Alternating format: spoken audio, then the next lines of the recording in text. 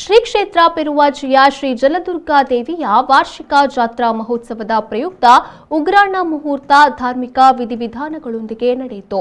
ಪ್ರಧಾನ ಅರ್ಚಕರಾದ ಶ್ರೀನಿವಾಸ್ ಹೆಬ್ಬಾರ್ ಅವರ ನೇತೃತ್ವದಲ್ಲಿ ನೆರವೇರಿತು.